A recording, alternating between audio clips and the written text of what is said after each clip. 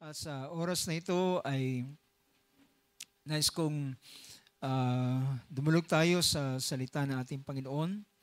At hanguin natin mula sa Psalms 119 ang ating tekstong gagamitin sa oras na ito. Praise God. Thank you, Jesus. Psalms 119 verse 9 up to verse 16. Sabi dito ng verse na ito, how can a young man keep his way pure? By keeping it according to your word.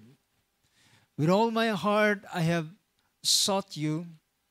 Do not let me wander from your commandments. Your words I have treasured in my heart, that I may not sin against you. Blessed are you, O Lord. Teach me your statutes. With my lips I have told of all the ordinances of your mouth. I have rejoiced in the way of your testimonies as much as in all riches. I will meditate on your precepts and regard your ways. I shall delight in your statutes, and I shall not forget your word. Praise God. Diyos ang magpala ng mga salitang binasa natin. Sana aming sabing amen. Purihin ng Diyos. Maraming salamat. Makakaupo tayo sa oras na ito. Praise God. Biyaya ng Panginoon ay sumabawat isa sa atin. At salamat sa muli sa biyaya ng Diyos na tayo muling narito para sa pagsama-sama at pagsamba sa ating Panginoon, pagluwalhati sa Kanyang pangalan, at higit sa lahat ang pakikinig sa Kanyang mga salita. So, sa oras na ito ay nais kong bigyan ng pansin ang isang kaisipan at dito ay pinakita ng verse na ito sa starting verse ng binasa natin sa verse 9 ay isang katanungan. Isang tanong, ang verse 9 ng chapter 119 ay sabi ron, how can a young man keep his way pure? How can that's NRSB. Pero sa NASB ay, how can a young man keep his way pure? Ito ay isang katanungan na binigay ng salmistang ito. Hindi man naka-indicate kung sinong salmista ang nagsulat dito. Pero ito ay isang katanungan na nagsasabing, how can a young man keep his way pure? So yan ang aking bibigyan ng pansin, ang bahaging yan, pero ang ating pinaka-subject matter ay may kinalaman dito sa verse 15 about meditation. Sabi ng verse 15, I will meditate on your precepts and regard your ways. I will meditate on your precepts and regard your ways. Sa Tagalog, anong sinabi sa Tagalog? Sabi niya, ako'y magbubulay sa iyong mga tuntunin at gagalang sa iyong mga daan. Now, dito sa bahaging ito, dahil ang ating paksang pag-uusapan ay yung verse na ito, ang verse 9 at ang sa ating subject matter is about meditation. Pero ito'y isang tanong. Sabi niya, paano lilinisin ng isang tao ang kanyang daan? Sa ibang version ng ito ay God's Word. Sa God's Word version, kung titingnan natin ang God's Word version ng verse 9, how can a young person keep his life pure? Paano ang isang tao ay maiingatan niya ang kanyang buhay na dalisay o malinis? So marahil ito ay katanungan at marahil ang ilan ay meron ding ganitong katanungan, paano niya maingatan ang kanyang buhay, ang kanyang sarili, ang kanyang buhay na dalisay o pure? Sabi rito, he can do it by holding on to your word. Kasi amen to that. He can do it. Pwede niya itong magawa sa pamamagitan ng panananganan sa kanyang mga salita. So, dito pa lamang ay meron ng sagot paano maiingatan ng tao ang kanyang buhay na maging malinis.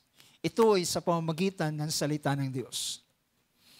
Ngunit, makita natin na ang salita ng Diyos, kung walang salita ng Diyos, hindi maaring malinis ang buhay ng isang tao. Well, ang tao ay pwede siyang mapatawad ng kanyang kasalanan, pero yung siya ay manatiling dalisay at malinis. Dahilan kapag ang tao ay napatawad ng kanyang kasalanan, by and by, ay magkakasala pa rin siya. Diba?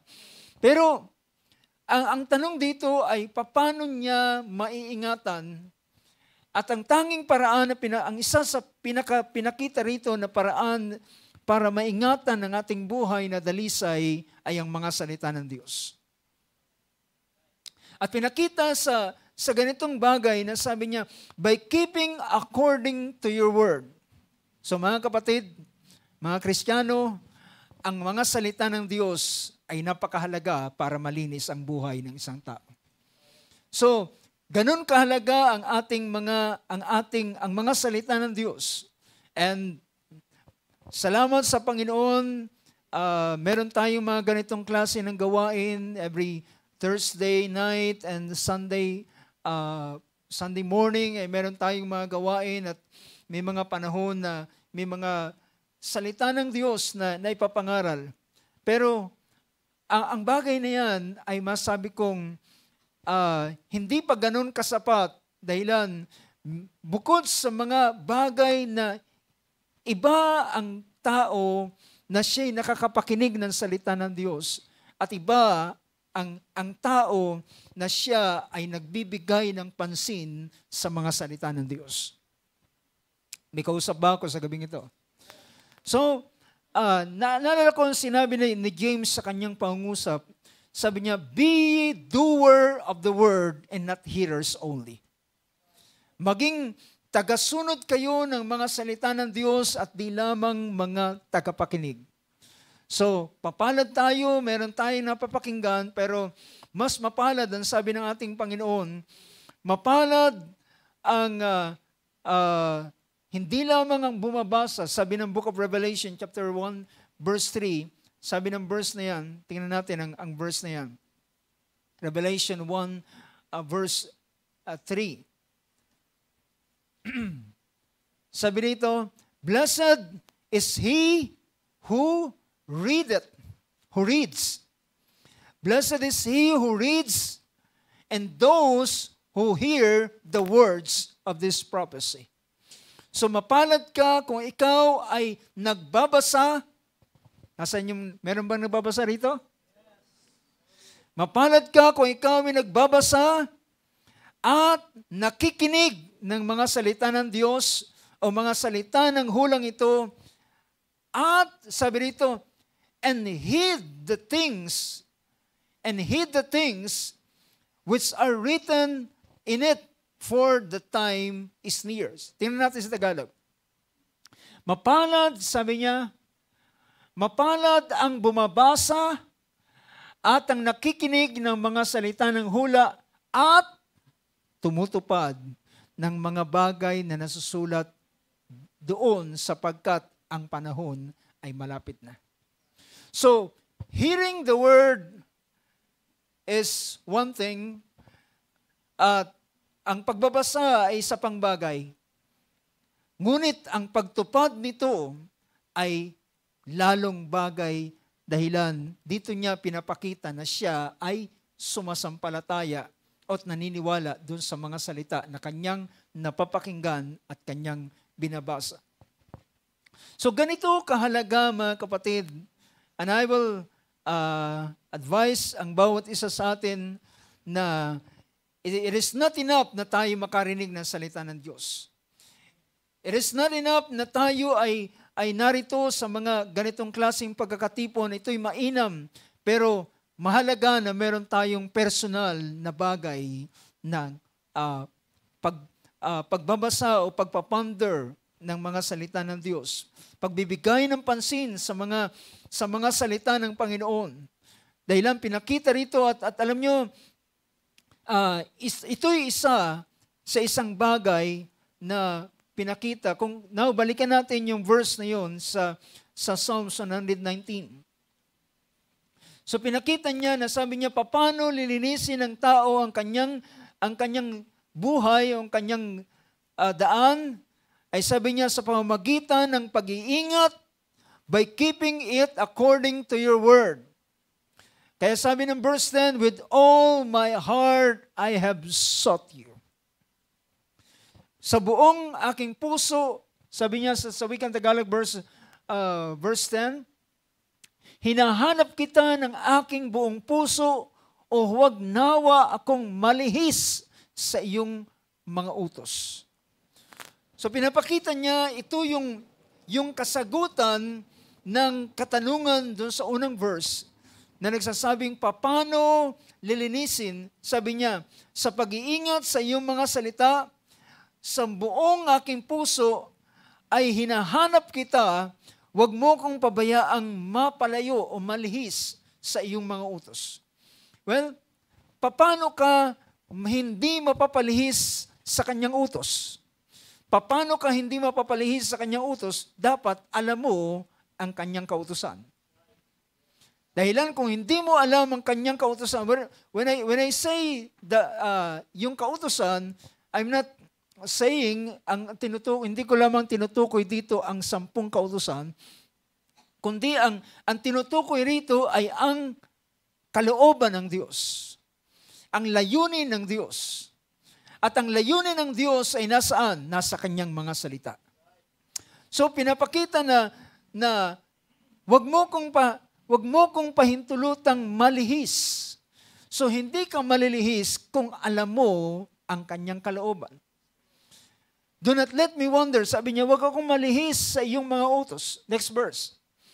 Ang salita mo'y aking iniingatan sa aking puso upang wag akong magkasala laban sa iyo.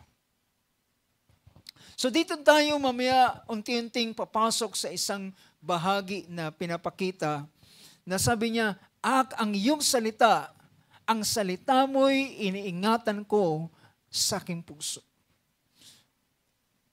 Paano iniingatan ang salita? Siyempre, matapos mong mapakinggan, matapos mong mabasa, ay ito ay mariretain sa iyong kaisipan. At habang nakaretain sa iyong kaisipan, ay pinakita, sabi niya, aking pinapahalagahan, sa English version, your word I have treasured. Aking pinapahalagahan ang iyong mga salita. Si Job ay nangusap siya ng isang pangusap na sabi niya, aking pinapahalagahan ang iyong salita kaysa sa aking pang-araw-araw na pagkain. And that's the reason, sa biyaya ng Panginoon ay may mga pagkakataon na ating pinapalagpas ang ating mga pang-araw-araw na pangailangan patungkol sa pagkain, ay pinapalagpas natin at pinapalit natin yung mga salita ng Diyos, pinapalit natin yung pagsamba, pakikinig sa kanyang salita at pananalangin. Sa ganitong paraan ay ating pinapakitang mahalaga ang salita ng Diyos. Naalala niyo mga kapatid, ang ating Panginoong Hesus, nang siya ay kausap niya ang isang babaeng Samaritana doon sa balon ni Jacob. At yun ay katanghaliang tapat habang ang mga disipulo ay pumunta sa bayan upang bumili ng pagkain. At pagdating nila ay nasa huling bahagi na ng pag-uusap ang ating Panginoong Hesus at ang babaeng Samaritana. At nandun na sila, nadatnan nila ang ating Panginoon na nakikipag-usap at nasa bandang huli na sila. At ito yung punto na yung babae ay, yung Samaritana ay naggagalak na nagsasabi, yung sinabi mo, yung ginawa mo na sinabi mong meron akong 5 kinasama at ang aking kinakasama ngayon hindi aking asawa. Sabi niya, ang ginawa mo, ikaw ay napaghalata ko na ikaw ay aking isang propeta. Ang aming mga magulang ay nagsabi na kapag dumating ang Mesaya ay gagawin niya ang mga bagay na katulad ng ginagawa mo. At sabi ng ating Panginoon, ang nagsasalita sa iyo ay siya na nga. Sa kagalakan ng babaeng ito, ay iniwan niya ang water pot at pumunta doon sa kanyang bayan at doon niya pinatotoo ang kanyang karanasan. So sa senaryong yun, umalis ang babae at naiwan na ang ating Panginoon at nilapitan siya ng mga alagad. At inalok na ng mga alagad yung daladala nilang pagkain at sabi ng mga alagad, sabi niya, Panginoon, kumain ka na. Ngunit alam niyo ang sagot ng ating Panginoon? Sabi niya, ang aking pagkain ay ano? Tingnan natin ang John chapter 4. John 4,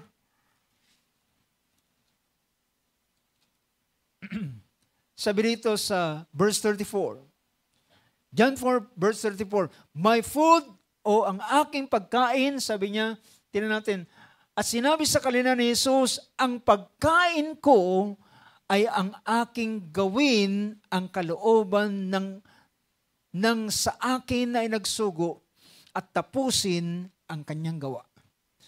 You know, pinakita niya na sabi niya, ang aking pagkain, hindi naman ibig sabihin na ang ating Panginoon na hindi na siya kumakain. Pero sinabi niya, ang aking pagkain ay gawin ang kalooban niya na nagsugo sa akin at tapusin ang kanyang gawa. So makikita natin, in-equate o inihalintulad ng ating Panginoong Hesus ang kalooban ng Diyos at ang tapusin ng kanyang gawain na pinapagawa sa kanya sa pagkain. Alam niyo ba kung anong pinakamahalagang pinakamahalagang bagay sa buhay ng isang tao? Ito yung pagkain. Di ba? Nakukuha niyo ako mga kapatid. Ito yung ang pagkain ang siyang pinakapangunahing bagay. Ito yung tinatawag na basic needs ng tao. Food, clothing, and shelter. So yung pagkain ay pwede ang tao walang bahay, ang kanyang damit ay yun lang, pero yung pagkain ay pinakamahalaga sa kanya dahil lang kapag wala siyang pagkain, ito ay maghahatid sa kanya sa kamatayan. So pinapakita ng ating Panginoon na ang pagpapahalaga niya sa kalooban ng Diyos ay kagaya ng pagkain. Ang pinakamahalagang bahagi sa buhay ng isang tao ay ang pagkain. At dito niya in-equate ang kanyang ang kalooban ng Diyos at tapusin ang kanyang gawa sa pamamagitan ng sa iktinumbas niya sa pagkain. So, sabi roon sa bahaging ito, nating binibigyan ng pansin. So, aking iniingatan ang iyong mga salita sa aking puso. Upang ano? Anong sinabi niya? I have treasured your word. Sabi niya, Mark to. Your word I have treasured in my heart that I may not sin against you. Pinapahalagahan ko ang iyong mga salita upang huwag akong magkasala laban sa iyo. So, ito ang nagiging daan upang tao ay maingatan niya ang kanyang buhay sa kanyang paglilingkod sa Panginoon. Naingatan niya ang kanyang sarili sa pamamagitan ng mga salita ng Diyos. At ang salita ng Diyos ay pinapakita niyang, nilalagay niyang mas mahalaga kaysa sa mga bagay na kanyang ginugusto. At sabi pa ng sumunod, Blessed are you, O Lord. Sabi niya, verse 12. Mapalad ka, O Panginoon, ituro mo sa akin ang mga palatuntunan mo. Well, it seems ang ganitong Psalms ay hindi lamang ito basta kung anong bagay, ito ay kagaya ng panalangin. Nakukuha niyo ba, di ba? It seems ang Psalms na ito is not just a song, is not just a song, kundi ito ay isang prayer. Sabi niya, teach me your statutes. Ituro mo sa akin ang iyong palatuntunan. And with my lips I have told of all the ordinance of your mouth. Sa pamamagitan, aking ipapahayag ng aking mga labi ang lahat ng mga kahatulan ng iyong bibig. Ibig sabihin, ang lahat ng bahagi sa kanyang buhay ay nagfa-function. Ibig sabihin, ang pinapakita rito, even his memory. Yung kanyang memorya ay kanyang, sabi niya, with my lips I have told of all the ordinances of your mouth. Sabi niya, verse 14, ako'y nagalak sa daan ng iyong mga patotoo na gaya ng lahat na kayamanan. So, pinakita niya, ako'y nagalak sa daan sa iyong mga patotoo. Ito yung mga gawa ng Panginoon, yung kanyang mga dakilang gawa na ito ay sa salin-salin ng mga lahi na ipinapatotoo ng mga magulang sa mga anak. At sabi niya, I have rejoiced in the way of your testimonies as much as in all riches. And verse 15, sabi niya, ako'y magbubulay sa iyong mga tuntunin at gagalang sa iyong mga daan. I will meditate on your precepts and regard your ways. I shall delight in your statutes. I shall not forget your word. So, ito yung sagot sa bahaging ito na pinakita, pero yung isang punto na maganda natin bigyan ng pansin is the meditation. Ang meditation, mga kapatid, ay dito involve ang ating mental faculty at ang ating, especially our what? Imagination. So, masabi natin dito involve ang ating mental faculty. So, pinapakita rito yung memory ng isang tao, yung kanyang imagination ay kasama ito sa ganitong bagay. Alam niyo po ba na merong kasabihan na sinasabi, ikaw ay magiging gayon kung ano ang iyong iniisip. Ulitin ko, ikaw ay magiging gayon kung ano ang iyong iniisip. Dahil mostly, kung sabi pa ng kasabihan, kung saan nakahilig ang puno, pag pinutol mo, most probably doon siya tutumba. So ganun ang pinapakita. So kung ano ang Book of Proverbs ay nagsabing, as a man thinketh in his heart, so is he. Kung ano ang iniisip ng tao sa kanyang kaisipan, ay gayon siya. Kaya nga makikita mo sa tao, kung ano siya, bayaan mo siya magsalita, bayaan mo siya magkwento. At kung ano ang kanyang kinukwento, well, yun ang pumupuno sa kanya. Yun, sabi ng ating Panginoon, ang kasaganaan ng puso ay lumalabas sa bibig. The abundance of the heart, the mouth speaketh. Ang kasaganaan ng puso ng isang tao, well, subukan nyo ang isang taong hindi mo kilala. Pero kapag nagkwento na siya sa'yo, malalaman mo kung ano ang kanyang mga gusto, saan siya laging napupunta, ano yung mga nilalaman ng kanyang kaisipan. Makikilala mo siya kapag siya'y nagsalita. Pero, sa ganitong paraan ay gusto kong bigyan ng pansin ang meditation. Dahilan ng meditation, mga kapatid, this involves our imagination. Alam niyo ba, mga kapatid, ang imagination ito ay God-given sa bawat isang tao. Ito ay binigay ng Diyos sa bahagi ng kanyang kaisipan. Ang imagination ng isang tao ay doon, ito yung kakayanan na ang tao lamang ang meron ito.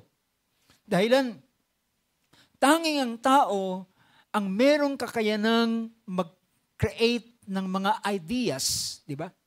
Magkaroon ng mga ideas, magkaroon ng mga mag-reason out sa ilang mga bagay at doon sa kanyang kaisipan ay pwede niyang ang isang bagay na kanyang nalaman ay pwede niya pa itong i-improve doon sa kanyang kaisipan. And yan ang tao lamang ang merong ganitong kakayanan sa kanyang sarili.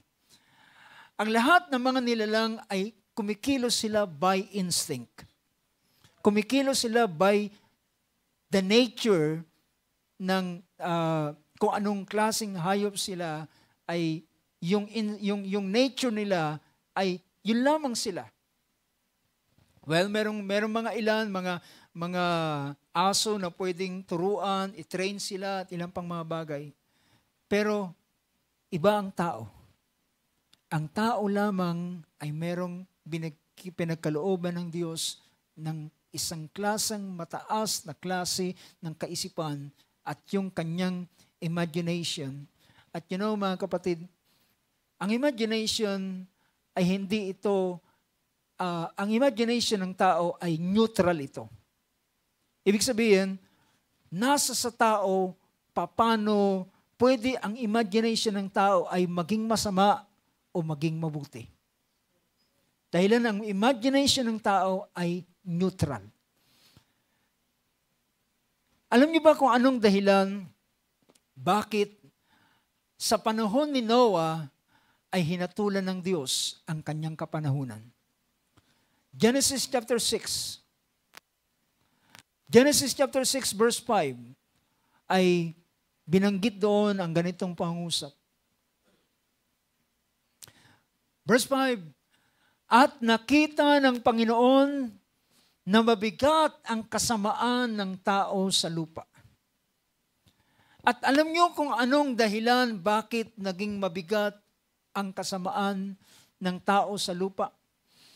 Nakita ng Panginoon na mabigat ang kasamaan ng tao sa lupa. Dahilan at ang buong haka ng mga pag-iisip ng kanyang puso ay pawang masama na lamang parati. Sa ibang version ay ginamit yung salitang imagination. Alam ko ang King James Version ay ginamit dyan yung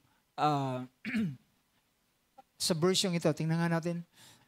And God saw that the wickedness of man was great in the earth, and that every imagination of the thoughts of his heart was only evil continually. Bakit ang tao ay sumama sa panahong yun? Dahilan, ang sabi rito sa chapter 6, ang tao ay naging laman. Hindi sila naging, ang tinutukoy dito, naging karnal na sila, naging makalaman na sila, naging makamundo na sila. Yun ang pinapakita ng banal na kasulatan. Naging laman sila. Ibig sabihin, the whole inclination ng kanilang buhay are all flesh.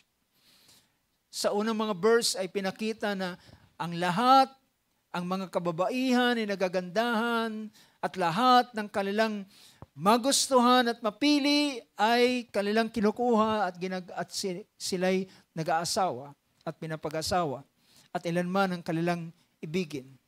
At sa ganitong bagay, ang kasamaan ng sanlibutan ay naging malala sa panahong yun dahilan sa kanilang imagination. And brothers and sisters, alam niyo ba ang sinabi ng Banal na Kasulatan, as it was in the days of Noah, so shall it be in the coming of the Son of Man. Kung paano sa panahon ni Noah, ay gayon din naman sa panahon ng pagparito ng ating Panginoon.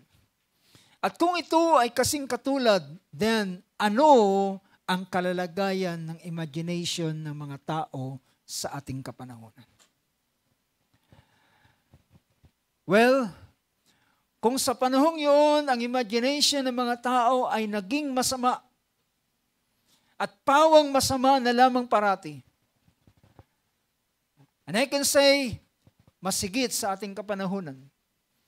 Dahilan ngayon, halos lahat ng tao ay merong cellphone, merong smartphone. At dito sa smartphone na ito ay napakalaya ng lahat ng bagay na halos walang limit, na kahit ang mga maruruming mga panoorin, mga pornography, ilang pang mga bagay ay pwedeng ilaman dito sa smartphone na ito, especially sa ating kapanahonan. Narinig ko minsang talakayan sa Kongreso, paano kino-question ng isang kongresista ang mga content ng mga TikTok sa ating panahon, na halos ay maraming bagay. So siya mismo na-describe. At malimit yung mga content na ngayon ay halos karamihan ay malalaswa na. So, kung sa panahon ni Noah ay ganito ang kalalagayan na wala pang smartphone sa panahon yun, how much more sa ating panahon ngayon? That not just even, hindi lamang ang mga matatanda, kundi kahit ang mga nasa kabataan, ang mga teenager, ay napakalaya nilang i-access ang ganitong mga bagay. At dito sa ganitong paraan, ang kaisipan at ang imagination ng tao ay nadudungisan. At bakit?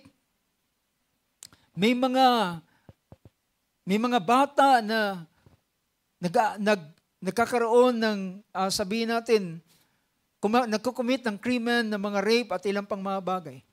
It is because of these things. Now, alam niyo ang sabi ng ating Panginoon sa gospel, ang puno ay pwede mong pabutihin at pwede mong pasamain. Pwede mong pabutihin ang puno, pwede mong pasamain ang puno. At dito, malaking kinalaman, malaking factor dito, ang kaisipan ng isang tao. So kung nakikita natin ito sa isang side, mga kapatid, I'm pointing out on the negative side. Pero gusto kong pakita rin naman sa isang bahagi.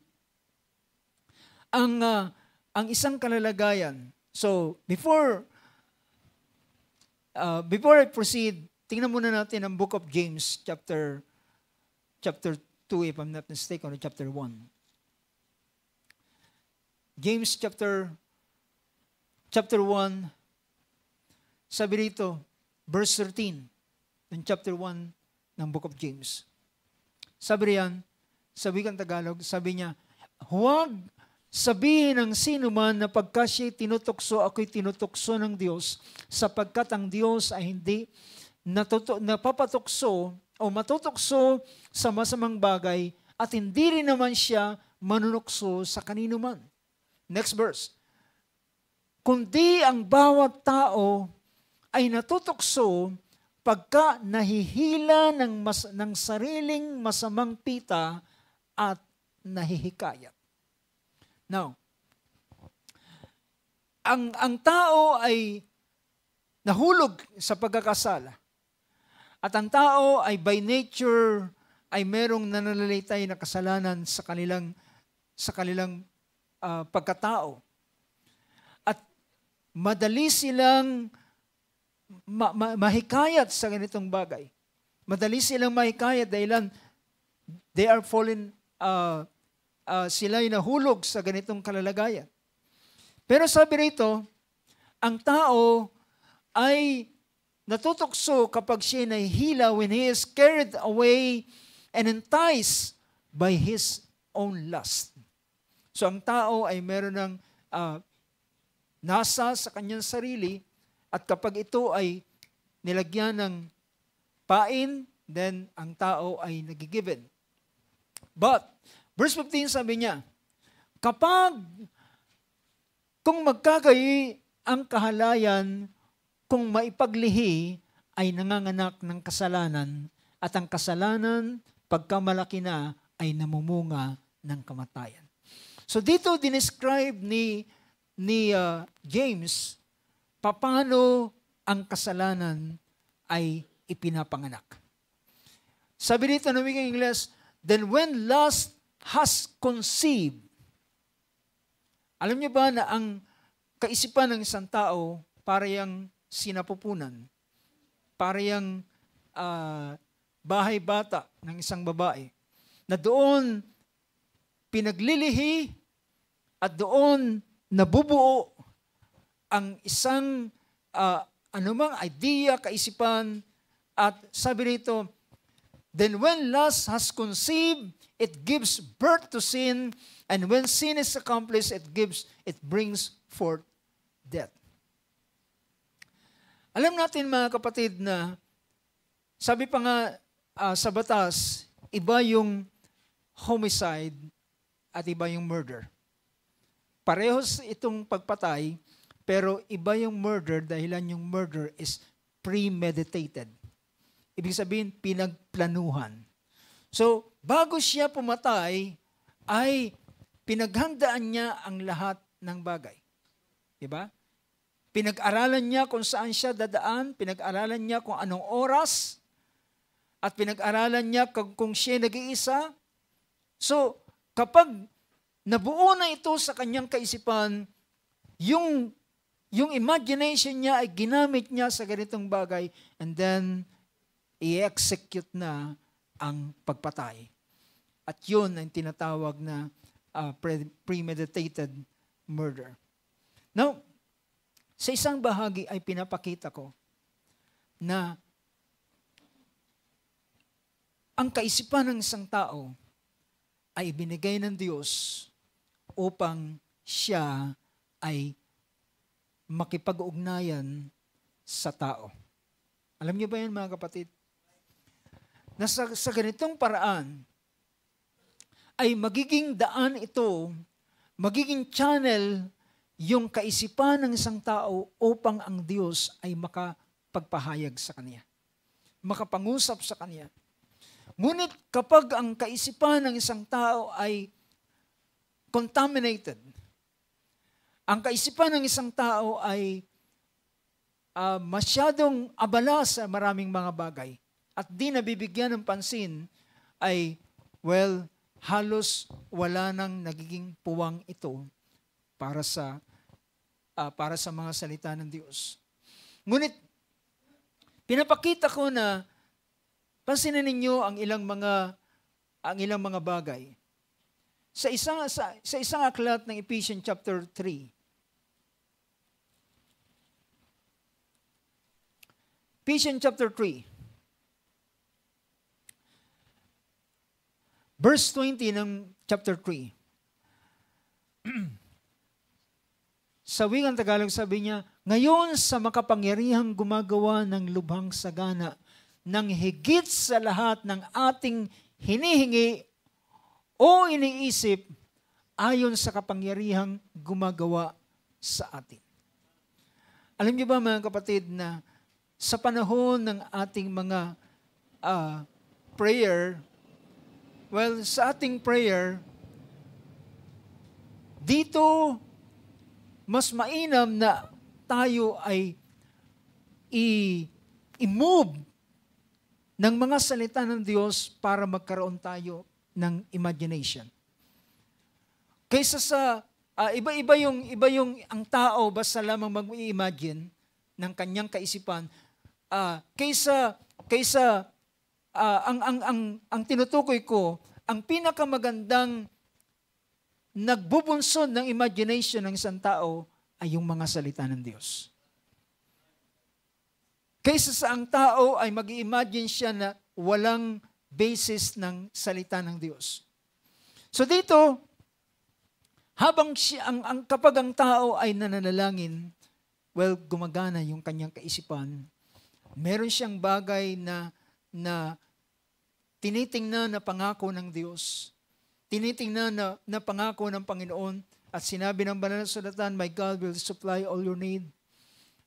Sabi ng Book of John, sabi ng ating Panginoon, "Ask anything in my name and I will do it." At ikaw ay merong mga iniisip sa bahaging ito na marahil ito yung paraan ng Panginoon. Pero alam niyo ba, ang sabi ng banal na sulatan, higit kaysa sa iyong iniisip ay kayang gawin ng Diyos. Higit kaysa sa bagay na iyong iniisip ay kayang gawin ng Panginoon. Mapansin ninyo ang isang babae na dumulog sa panahon ni Elisha na ang kanyang 2 anak ay kukunin, na ang kanyang mga iniwanan, namatay ang kanyang asawa na nag-iwan ng malaking utang at kinakailangan na kunin yung 2 sa kanyang anak at gawing servant. At siya dumulog sa lingkod ng Diyos kay Elisha.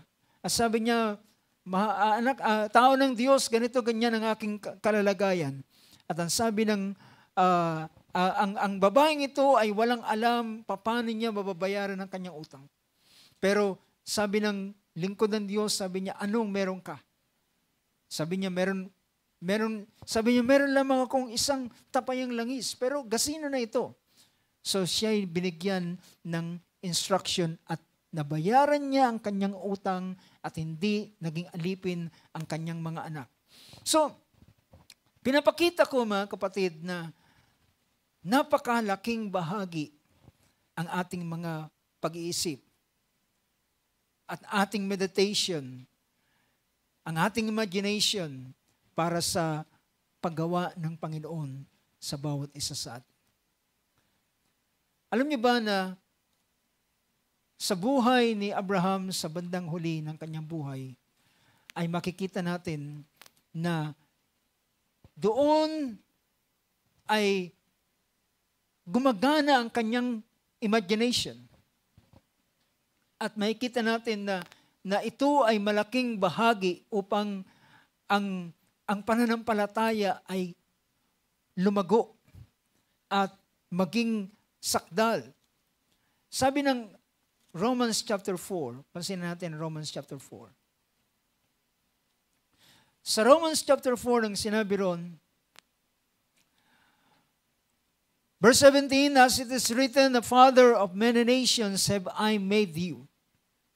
Ang sabi ng Panginoon sa kanya, "Ginawa kitang ama ng maraming bansa." Mula doon sa salitang yon ay pinahayag ng Panginoon sa kanya, "Ginawa kitang ama ng maraming bansa." So yun yung pinaka-foundation ng kanyang paniniwalaan. "I have made you a father of many nations." In the presence of Him whom we believe, even God, sa harapan ng Diyos na kanyang sinasampalatayan sa mga katuwid bagay, ang Diyos na na nagbibigay ng mga bagay, nagbibigay ng buhay sa mga patay at tumatawag sa mga bagay na hindi pa hayag na tila hayag na. Sa wikang Ingles ay sinabi rito, "And calls into being that which does not exist." Yung hindi pa lumilitaw, si Abraham ay matanda na, si Sarah ay baog at matanda na rin, pero tinawag si Abraham na ama ng mga bansa. So, hindi pa nangyayari, pero siya ay tinatawag ng gayon. At dahilan sa tinawag siya ng gayon ng Panginoon, na siya ay ama ng mga bansa, at si Sarah ay ina ng mga bansa, na mga prinsipe ay lilitaw sa kanya, yun ang kanyang pinagbulay-bulay. Nakukuha niyo ba yung punto ko, mga kapatid? Doon siya nag-meditate sa bagay na yun. Yun yung pinaka-basis ng kanyang meditation. So, hindi po pwede na ang tao mag-meditate lamang na walang salita ng Diyos. Dahilan kung saan makakarating ang iyong kaisipan. Para yung saranggolang walang tali kung saan niya makakarating. Pero kapag ang iyong kaisipan ay merong renda, ang nag-guide na ang nagre-renda nito ay ang mga salita ng Diyos, merong kang direksyon. Nakukuha niyo, mga kapatid. Dahil malimit ang tao, alam niyo bakit ang tao dumarating siya sa anxiety? Bakit ang tao dumarating siya sa labis na pag-aalala? Dahilan, kapag nakita niya yung kanyang kalalagayan, nagiging worse ito habang kanyang tinitingnan, dahilan pinapalala ng kanyang pag-iisip. Kaya ang sabi natin, Panginoon, be anxious for nothing. Ang sabi po ng Book of Proverbs or Book of Philippians, chapter 4 ng Philippians, sabi niya, be anxious for nothing. Verse 6, be anxious for nothing, but in everything, by prayer and supplication with thanksgiving, let your request be made known to God.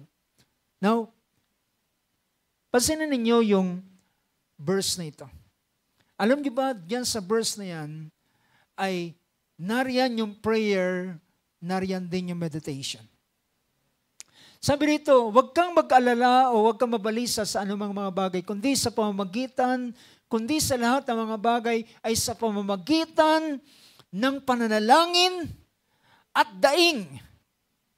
Well, kapag ikaw ay nanalangin, then say your request, pahayag mo ang iyong pangailangan, pahayag mo ang iyong kondisyon, at magsumamo ka sa Panginoon sa pamamagitan ng daing. Pero pagkatapos nito ay na may pagpapasalamat. Dahilan meron kang binubulay-bulay na paraan na pagtugon ng Panginoon sa iyo. Diba? So sa ganitong bagay ay hindi ka lamang alam niyo, minsan po yung mga tayo kapag tayo nananalangin ay ini-inform natin ng Diyos.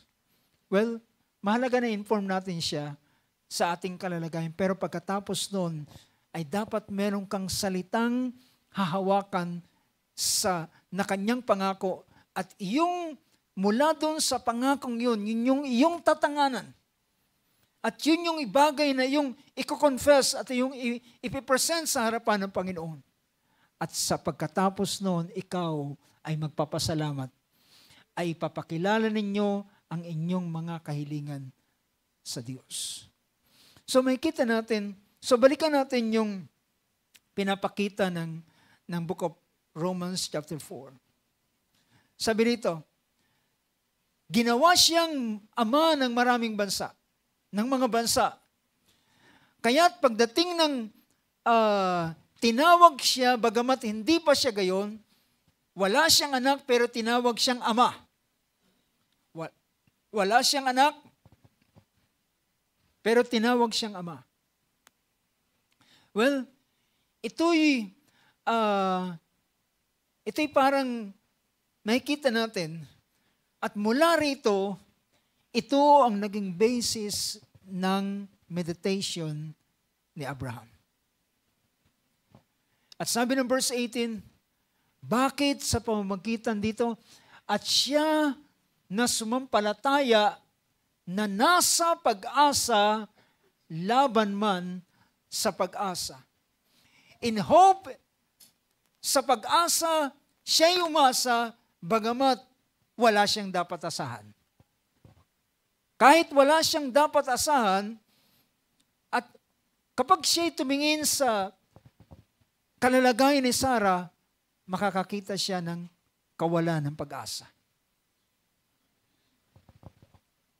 Ngunit, ang pinakita rito, sabi, in hope, against hope, he believed, so that he might become a father of many nations. Upang siya ay maging ama ng maraming bansa.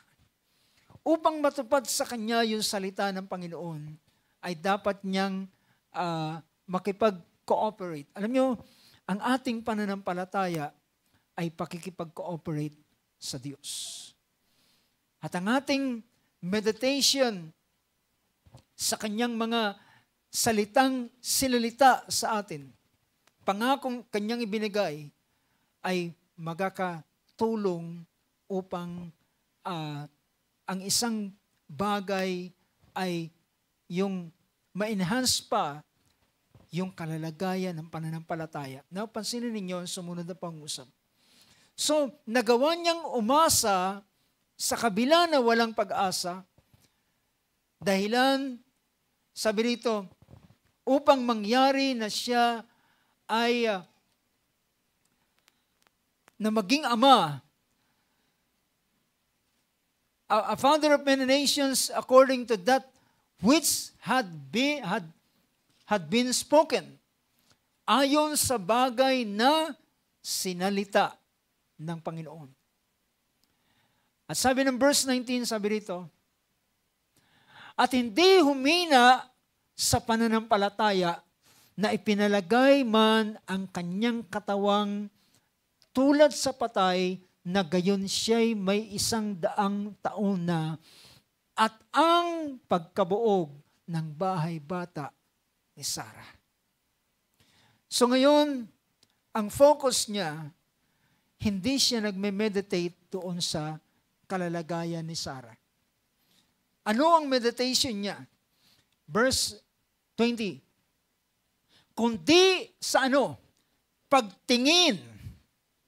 Ano ang kanyang tinitingnan? Kundi sa pagtingin niya sa pangako ng Diyos ay hindi nag-alilangan sa pamamagitan ng di pananampalataya, kundi lumakas ng lumakas sa pamamagitan ng pananampalataya na niluluwalhati ang Diyos. Alam niyo ba, kapag ikaw ay nakatingin sa kawalan ng pag-asa, hindi ka lalakas, hihina ka ng hihina. Para kang nauupos sa kandila. And dito natin dapat maintindihan, mga kapatid, ang pagkakaiba ng salita ng Diyos at ang kasinungalingan ng kaaway. But most of the time, ang minsang nagiging mataas o nagkakaroon ng preeminence o kataasan sa atin ay mas pinakikinggan natin minsan the lie of the devil. Ang kasinungalingan ng kaaway ay yun yung ating mas nabibigyan ng pansin. Alam niyo ba kung bakit ito nangyayari? Dahilan ang salita ng Diyos in the absence of the Word of God. Kapag wala ang salita ng Diyos, madaling makakapasok ang kasinungalingan ng kaaway. Kaya nga sinabi ng Book of Psalms chapter 119, sabi niya, iniingatan ko ang iyong mga salita upang huwag makapasok ang kasalanan sa akin. I have treasured your word. I have kept your word in my heart so that I might not sin against you. So dapat merong magbabantay. Dahilan kung walang nagbabantay, madaling makakapasok ang magnanakaw. Tama ba? Alam niyo ba na merong magnanakaw? Sino nakakaalam na merong magnanakaw? Chapter 10 ng Book of John. John chapter 10 verse 10. Anong sabi ng verse na yan? Sabi ng ating Panginoon, verse 10, ang magnanakaw, sabi riyan, hindi pumaparito ang magnanakaw, kundi upang magnakaw at pumatay at pumuksa. Ako'y naparito upang sila'y magkaroon ng buhay at magkaroon ng kasaganaan nito. So merong magnanakaw, mga kapatid. Ang magnanakaw ay ang dyablo. Ang magnanakaw ay ang kaaway. Ang kanyang ginagawa ay ninanakawan kanya ng kalakasan, ninanakawan kanya ng pag-asa, at pinapalitan niya ng ang binibigay niya ay kasinungalingan. At alam niyo, merong isang verse na i-compare natin na dapat nating makita yung ganitong bagay. Sabi ng ating Panginoon mismo sa book of John pa rin, chapter 8, verse 44.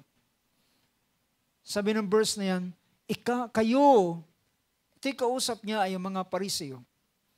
Sabi niya, kayo'y sa inyong amang dyablo, at ang nais ng inyong ama, ang ibig ninyong gawin.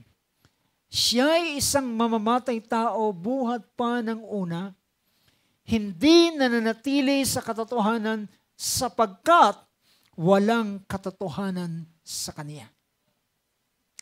Kapag siya ay nagsasalita siya ng kasinungalingan, ay nagsasalita siya ng ganang kanya, sapagkat siya'y isang sinungaling at ama nito. So may kita natin, mga kapatid, ang kaaway, kapag siya'y nagsalita, lahat ito ay kasinungalingan.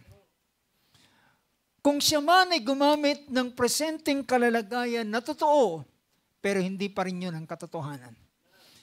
Maaaring pinapakita niya yung tinatawag na factual, yung totoong nangyayari, yung totoong kalalagayan mo, pero ganun pa man, yun ay kasinungalingan pa rin. So dapat, ano ang ating dapat bulay-bulayin?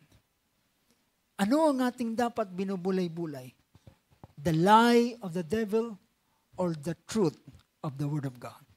Or the truth of His promises? Ang katotohanan ng kanyang mga salita.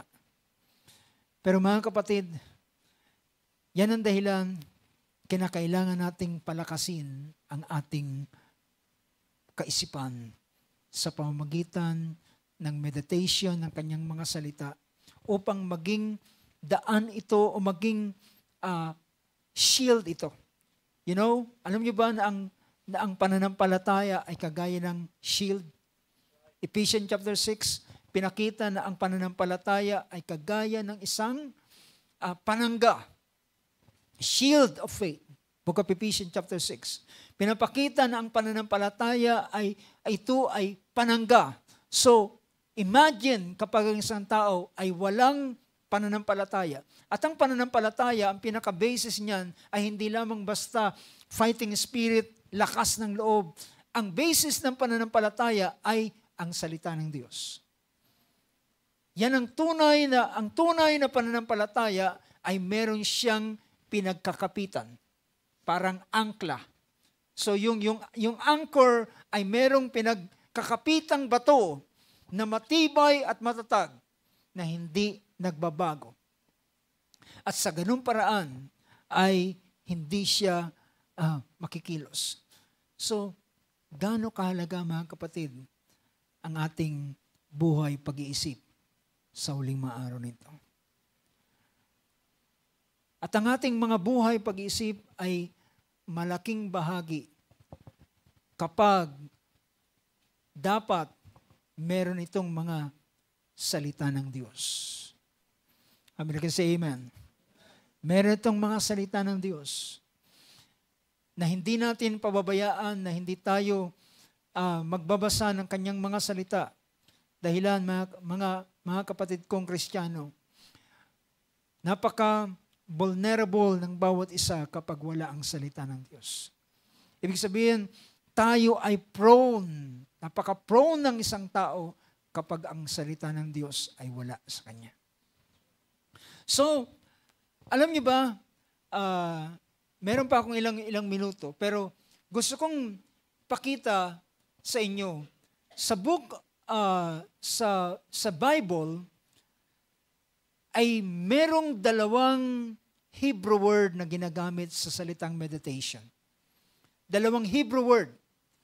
At dati iniisip ko, ang lahat ng salitang meditation sa Bible ay isang Hebrew word lang ang ginamit. Pero dalawang Hebrew word ang ginamit niya, pero almost the same meaning. Yung isang Hebrew word ay yun yung salitang Haga. H-A-G-A-H. O Haga. Yan ang kanyang Hebrew word. Nang ibig sabihin ito is by implication to ponder, to imagine, to meditate, to mourn, to mutter, yung mag-usal ka ng salita. To mutter. To roar, yung parang umungal. At speak, study, talk. Kaya, mapapansin natin dito sa isang bahagi ng verse na ito, ito ay may kinalaman sa, dito yung word ng Joshua chapter 1 verse 8 na sabi niya, ang salita ng hulang ito o ang salita ng kautosang ito ay huwag malalayo sa iyong bibig. Kundi ikaw ay magbulay-bulay, kaya sabi riyan, ang aklat ng ito ng kautosan ay huwag mahiwalay sa iyong bibig. Bakit yung salita ng kautosan ay huwag mahiwalay sa bibig? Dapat huwag mahiwalay sa kaisipan.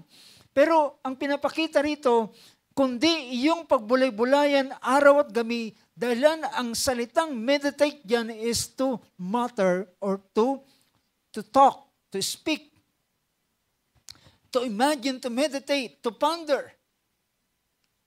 Yun yung isang bagay na pinapakita. So, may kinalaman dito ang ating imagination. At sabi rito, sapagkat kung magkagayoy, iyong pagiginahawahin ang iyong lakad at kung magkagayoy, magtatamo ka ng mabuting kawakasan. Sa English version, you will have a good success. Magkakaroon ka ng mabuting kawakasan. Sa yan ay mababasa natin sa ibang mga version ng verse ng Bible. Pero yung isa pang word na meditate ay ang Hebrew word naman ay siyak. Nang ibig sabihin ay ito, to utter, ang magsalita rin, pero nandun yung salitang commune. So nandun yung prayer. So, isa sa paraan ng meditation, mga kapatid, is prayer. And you know, habang ikaw ay nananalangin at ikaw ay nakikipag-ugnayan sa Panginoon, ay ito yung nagiging two-way na communication. Siya ay nakakapagpahayag sa iyo at ikaw ay nakakapagpahayag ng iyong kalalagayan. To utter, to commune, to complain, declare. Yung salitang declare ay yun yung pagpapahayag mo ng iyong pananampalataya. Declare. Yung salitang declare, meditate, muse, pray, speak, talk. So ang dalawang bahaging ito ng salitang meditate ay makikita natin na dito, ano sabi ni Apostol Pablo? Pray without ceasing. Now, ngayon, maintindihan nyo na yung salitang pray without ceasing. Dahilan, ang prayer is another form ng prayer is meditation. So, pwedeng habang ikaw ay nagme-meditate, ikaw ay nananalangin, sa ganitong paraan, ikaw ay pwedeng manalangin ng walang patid. Tuloy-tuloy sa ganitong bagay. So, yung unang Hebrew word na pinakita, yung salitang imagine. Habang ikaw ay, kapag meron kang isang bagay na gagawin at hindi mo alam kung paano, minsan humihinto ka, di ba? Humihinto ka at nag-iisip ka. At maya-maya, ito pala yung dapat kong gawin. You know, in the same way, ang ating kaisipan ay binigay ng Diyos. It is a very good tool ng Diyos na binigay sa atin. A very good gift na binigay ng Diyos para sa atin. Ito'y binigay ng Diyos hindi para ang kaaway ang gumamit nito. How many can say amen to that? Ibinigay ng Diyos ang imagination sa atin ay para siya ang gumamit nito.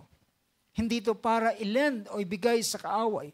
At ito ay, ang kaisipan ng tao ay punuin ng kung ano-anong mga basura, ng ano pa mang mga bagay. Ang ating mga kaisipan ay dapat ito ay mapuno. Alam niyo ba, anong sabi ni Apostol Pablo doon sa mag-asawang si Ananias at si Sapphira? At sabi rito ng chapter 5, basahin ko ang verse na ito. Chapter 5 ng Book of Acts. Sa chapter 5, verse 1, sabi rito, but a man named Ananias and his wife Sapphira sold a piece of property. So nagbenta sila, ang mag-asawang ito ay nagbili ng kanilang property, ng kanilang pag-aari. Verse 2. At inilingid ang isang bahagi.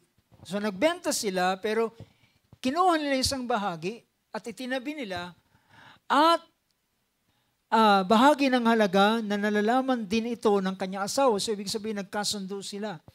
At dinala ang isang bahagi.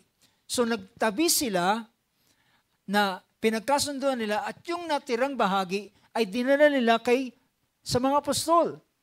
At dinala, balikan natin yung verse 2. At dinala ang isang bahagi at inilagay sa mga paanan ng mga apostol. Verse 3. Datapot sinabi ni Pedro, Ananias, dun sa lalaki, bakit pinuspos ni Satanas ang iyong puso upang magsinungaling sa Espiritu Santo at upang maglingid ng isang bahagi ng halaga ng lupa? So, ibig sabihin, yung mga bagay na nangyari ay premeditated. Pinagplanuhan nila. At ito ay tumatakbo sa kanilang kaisipan. Pinag-uusapan nila mag-asawa, well, magbebenta tayo ng property pero hindi natin lahat ibibigay sa mga apostol. Magtatira tayo sa ating bahagi, ng isang bahagi sa atin. Pero alam niyo ba kung bakit po ang mga apostol sa panahong ito, or rather ang mga mananampalataya na nasa lugar ng Jerusalem ay nagbebenta na ng kanilang pag-aari? Dahilan, hindi na magtatagal, dahilan sa hula ng ating Panginoon, nang siya narito pa bago ang kanyang kamatayan. Sabi niya, darating ang panahon, ang Jerusalem ay mapapalibutan ng mga Roman soldier at kukubkubin. At sabi niya, ipanalangin ninyo na sa araw na yun na hindi araw ng taglamig at di araw ng Sabat. Dahilan ito'y panahon ng vengeance sa Jerusalem. So dahilan dito sa aral na ito ng ating Panginoon, ang mga mananampalataya ay nagbenta na ng kanilang mga pag-aari. Dahilan ang Jerusalem ay ibibigay sa kamay ng mga kaaway.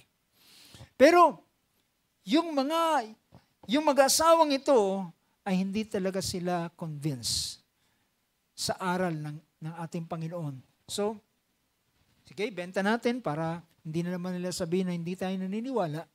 Benta natin pero magtira tayo.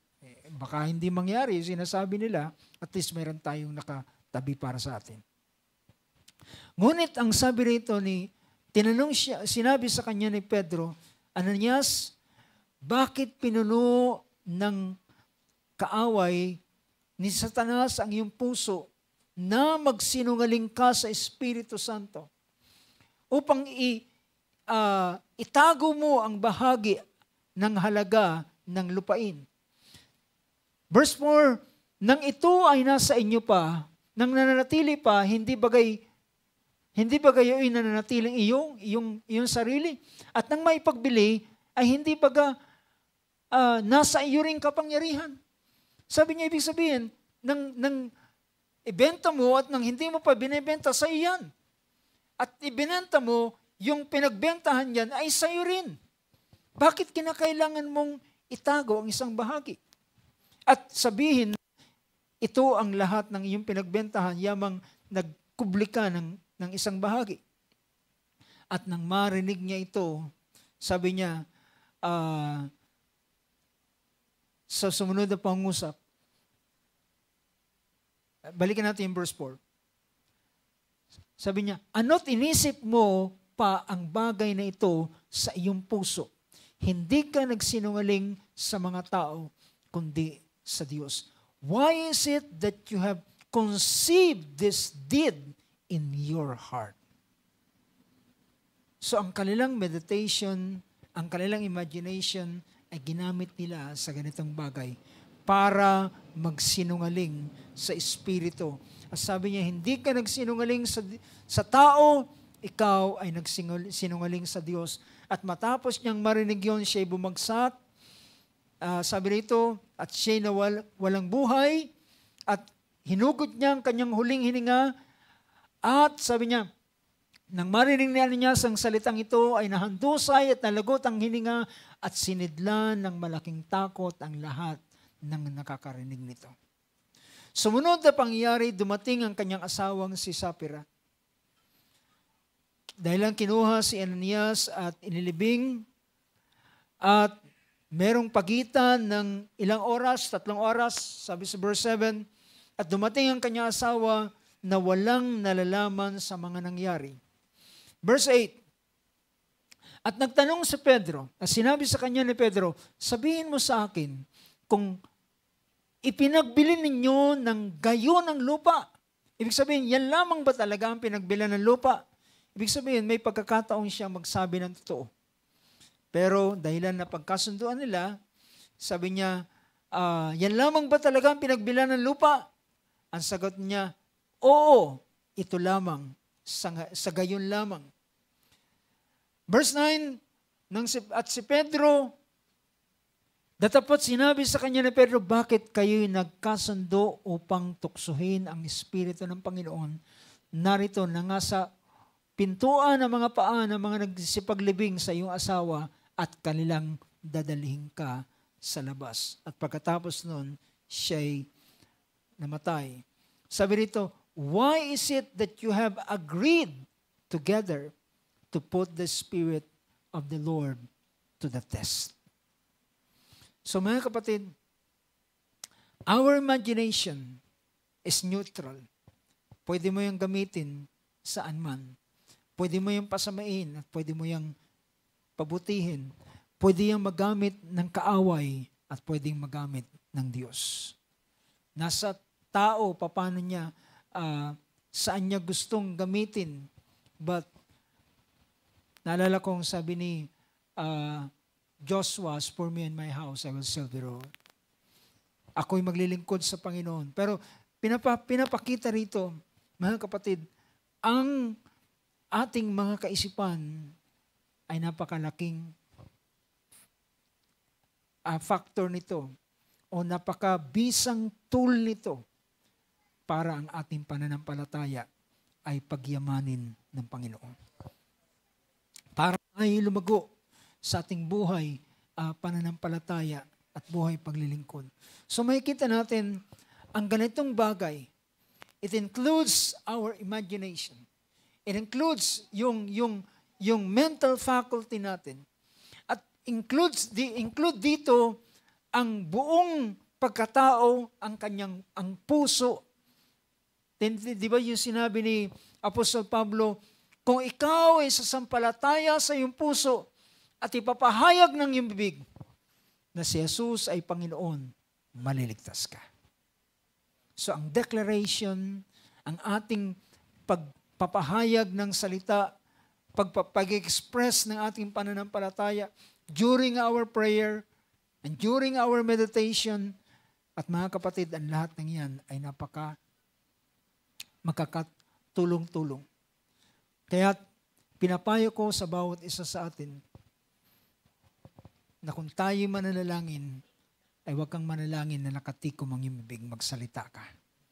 Dahilan sa pamamagitan, yung verse na binasa natin noong nakaraan ay pinapakita ron na ang ating Panginoon habang siya'y nananalangin, siya'y sumisigaw ng malakas na tinig. Well, dahil nandun siya sa supplication, nandun siya sa pagdaing, gusto niyang dalhin sa ganitong bagay, dahil nandun siya sa struggle. Kaya nga mga kapatid, ito ay malaking bagay. Ang ating kaisipan ay binigay ng Diyos para ito'y ating gamitin, hindi para sa kung anong bagay. Well, binigay ito ng Diyos sa atin para magamit natin sa pang-araw-araw na ating buhay. Ang dunong na yan, ang kaalaman na yan, ang kakayanan na yan ay binigay sa atin para tayo mabuhay sa ibabaw ng mundong ito.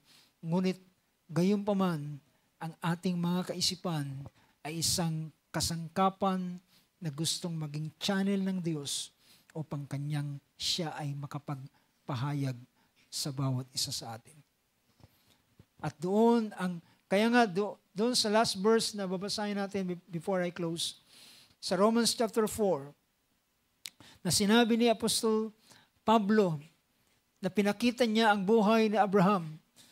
Sabi niya, at hindi siya humina sa pananampalataya without becoming weak in faith. He contemplated his own body. Yung salitang contemplated, mga kapatid, yung salitang contemplated o yung alam natin kontemplasyon, ang ibig sabihin diyan ay pagbubulay-bulay. He contemplated his own body, hindi niya tiningnan ang kanyang katawang mas nasa kalalagayang patay, kundi ni siya ay isang daang taong gulang na ni ang pagkabaog o pagkapatay ng bahay bata ni Sarah. Verse 20.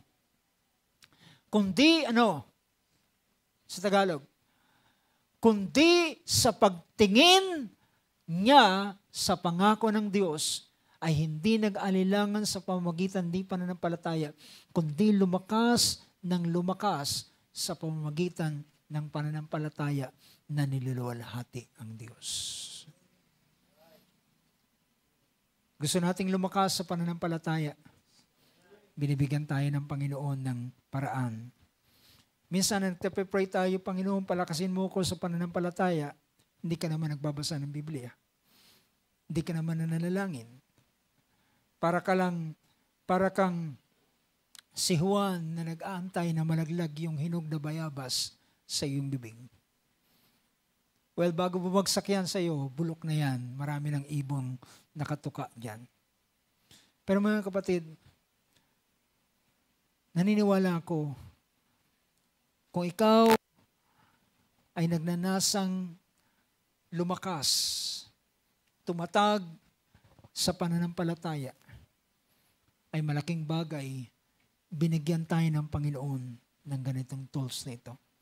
Higit sa lahat, ibinigay niya sa atin ng banal na Espiritu. Siya ang nagigiya sa atin.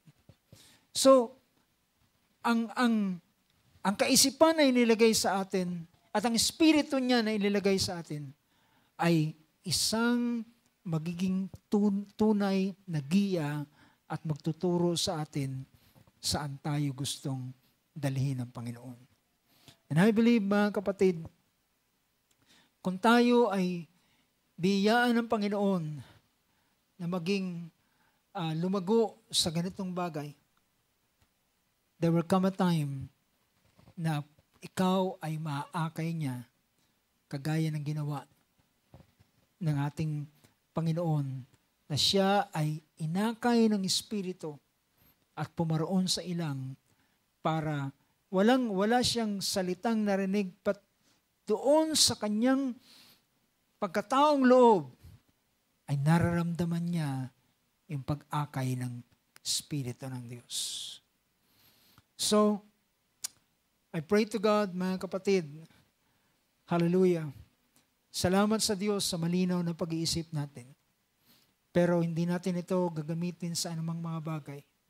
Binigay ito ng Diyos para makapamuhay tayo, makapagtrabaho, makapaggawa ng ilang mga bagay. Ngunit ang kaisipang yan ay binigay din para tayo ay magbulay-bulay sa kanyang mga salita.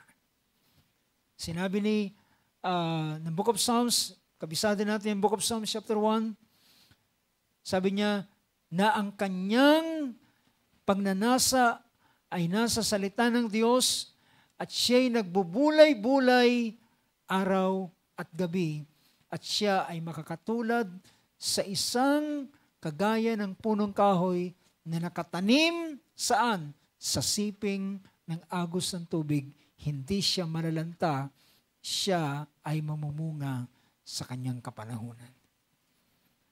Praise be to God. Hallelujah. Purihin ang pangalan natin, Panginoon. Palakpakan natin ang Panginoon sa oras ito. Shall we all stand, mga kapatid?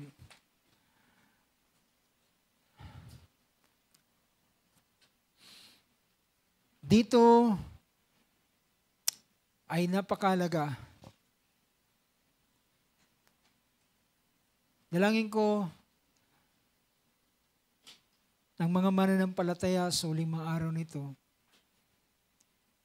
bago sila matulog, may lamang mga salita ng Diyos ang kanilang mga pag-iisip.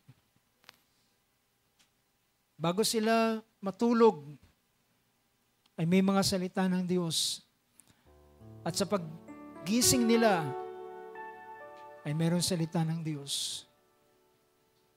At sa ganitong paraan ay kanilang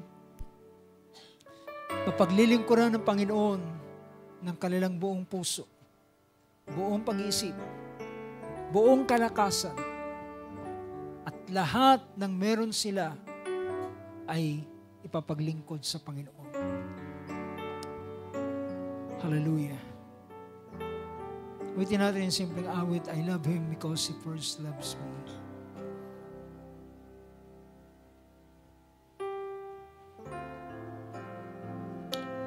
Thank you, Lord Jesus. Hallelujah. Patingin ko ang ating maulo sa oras na ito. Ang tanong ng salmista, paano maingatan ng tao ang kanyang sarili na dalisay sa harapan ng Panginoon? Pinakita ang kasagutan at ang paraan. At ito ay isang napaka-epektibong bagay. At naniniwala ako na ang bawat nagnanasa na kanilang puso ay merong kasagutang ibinigay ang ating Panginoon. Kalooban ng Diyos na tayo ay maging malakas at kalooban ng Diyos na ang kaaway ay hindi magkaroon ng puwang sa atin. At sabi na po sa Pablo, sabi niya, neither give place to the devil. Huwag niyo siyang bigyan ng puwang. Well, paano natin siya hindi mabibigyan ng puwang kapag ang ating mga kaisipan is occupied ng kanyang mga salita, occupied ng pangako ng Diyos. Hindi man natin alam ang buong Biblia, hindi man natin alam ang maraming bagay, pero sapat na merong salita ng Diyos. Kagaya ng ilawan, nasabi ng Book of Psalms, Thy word is a lamp unto my feet, and the light unto my path.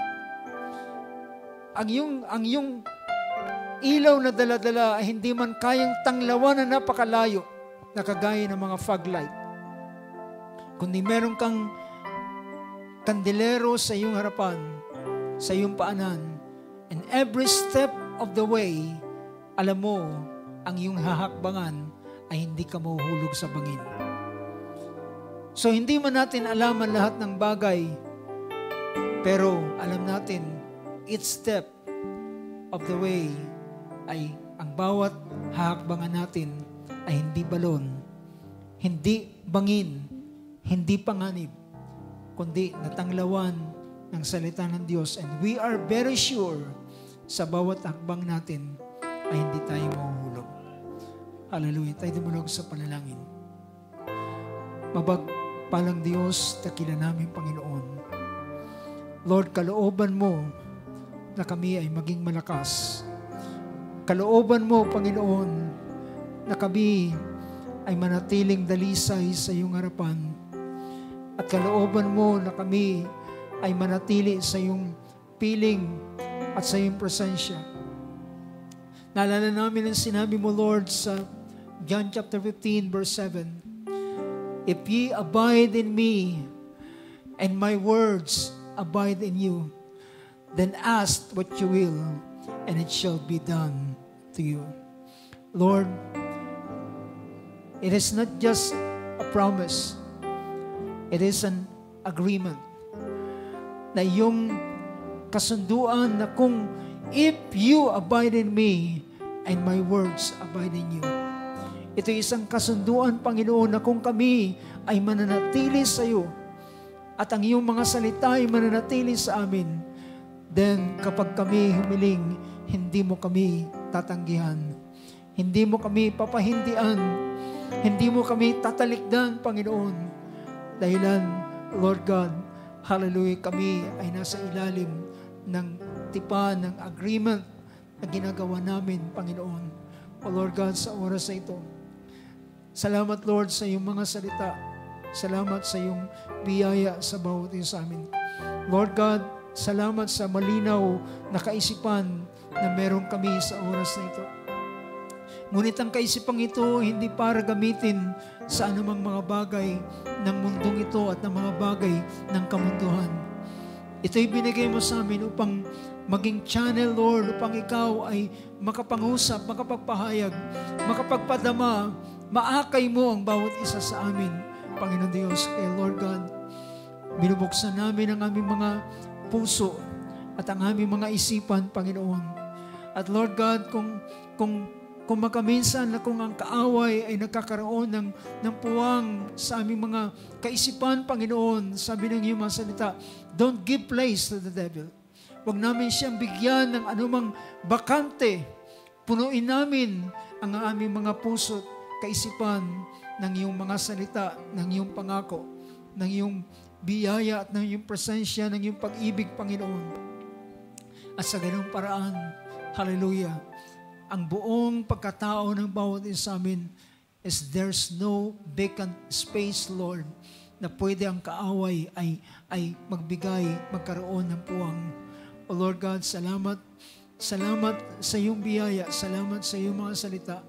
Salamat, Panginoon, hallelujah, na binigyan mo kami ng susi, kagaya ng sinabi mo kay Pedro, binagkalooban ko kayo ng susi ng kaharian ng langit. Anuman ang inyong talian sa lupa ay tatalian sa langit, anuman kalagan sa lupa ay kakalagan sa langit. Ang susing ito ay binigay mo sa amin. Paano kami makakalakad na dalisay? Paano kami, hallelujah, ay patuloy na dadalhin mo sa kalakasan sa uling araw nito. O Lord God, maraming salamat sa iyong mga salita. Maraming salamat sa iyong presensya, Lord. Maraming salamat sa iyong pagtulong sa bawat isa amin. Maraming salamat sa iyong inspirasyon, O Lord God, na gumagawa sa buhay ng bawat isa na iyong mga anak, Panginoon. Kaya sa oras na ito, nais naming ibalik sa iyo ang buong kapurihan, buong karangalan, at buong pagpapasalamat. At umaasa, Panginoon, hallelujah, sa isa pang mas mainam, hallelujah, na relasyon at ugnayan ng iyong mga anak sa iyo sa huling mga araw nito, na kami ay mga anak ni Abraham at lalakad sa yapak, hallelujah, ng iyong lingkod na siyang iyong kaibigang si Abraham. Panginoon, maraming salamat sa oras na ito. Amin din dalangin, hindi lamang ang mga kapatiran sa lugar na ito, kundi sila na nasa kanilang mga tahanan, Panginoon, ang mga kapatid, Lord God, na nasa kanilang mga bahay na nanonood sa live stream, Panginoon. Ikaw din ang Diyos na magpala sa kanila. At saan man makarating ang iyong mga salita, Panginoon, gawin mo itong blessing sa bawat isa, Panginoon Diyos. Lord, maraming salamat. Pinagpapasalamat namin ang malakas na pangangatawan at ang mahusay na pag-isip at ang aming pagkataong panloob na iyong pinalakas, Lord, ay aming pinagpapasalamat sa iyo. At sa gabing ito, sa aming pagtatapos, iyong i-bless, Lord, ang bawat isa sa aming pag-uwi at pag-iwaiwalay, at ingatan mo kami at makarating sa aming mga tahanan na ligtas at payapa na nasa ilalim ng iyong biyaya at kagandahang loob. Panginoon, ang kapurihan, ang kalawalatian, ang pagpapasalamat, ang karangalan ay tanging para sa iyo lamang. Sa pangalan ng aming Panginoong Kristo Jesus. Amen and amen. Praise God. Palakpakan natin ating Panginoon sa oras ito. Praise God. Say, praise the Lord. Purihin